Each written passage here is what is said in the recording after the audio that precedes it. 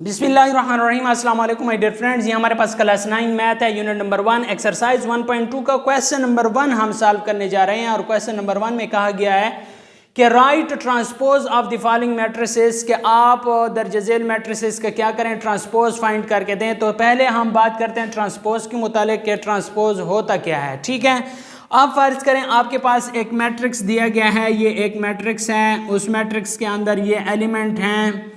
ठीक हो गया ये एक मैट्रिक्स दिया गया है। आपको सादा से अल्फाज में मैं समझाता चलूं कि इस मैट्रिक्स के अंदर ये जो एलिमेंट हैं इसको कहते हैं रो, और ये दूसरी रो हो गई है, और इसको कहते हैं कॉलम। ये इसको क्या कहते हैं, कॉलम कहते हैं। ये कॉलम हो गए हैं, और ये जो सीधी लाइन में लिखे हुए नंबर हैं इन्हें क्या कहते हैं, रो कहते हैं। मैंने आपको पहले भी समझाया हुआ है, और अब दोबारा मैं आप लोगों को क्या करता हूँ, समझा रहा हूँ। ये रो हो गए हैं और ये कॉलम हो गए हैं। अब जब आप इसका ट्रांसपोज लेंगे, इस मैट्रिक्स का ट्रांसपोज लेंगे, एक अमल करना है, या इसकी रो को कॉलम में तब्दील कर दो, या फिर आपने क्या करना है, इन कॉलम को रो में तब्दील कर लेना है। अब फर्ज करें यहाँ पे ये पहला कॉलम है, ये पहला कॉलम है, इस पहले कॉलम में 1 और 2 है। इससे मैं रो बना लेता हूँ। जब रो बनाऊंगा तो इसे ऐसे लिख लूंगा 1 और 2। ये हमारे पास क्या हो गई है, पहली रो बन गई है 1 और 2। ठीक हो गया। अब ये जो दूसरा कॉलम है 3 और 4, ये देखें 3 और 4, ये मेरे पास दूसरी रो बन गई है।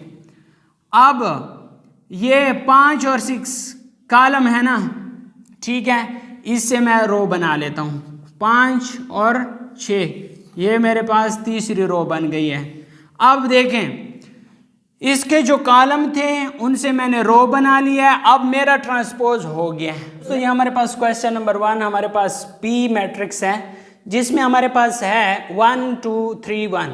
इसका जब हम ट्रांसपोज लेंगे तो इधर लिखेंगे पी का ट्रांसपोज, ये बराबर है इस 1 2, इस रो को हम कॉलम में तब्दील कर लेंगे 1 2, और 3 1, इस रो को भी हम कॉलम में तब्दील कर लेंगे 3 1। तो ये हमारे पास क्या आ गया, पी का ट्रांसपोज आ गया है।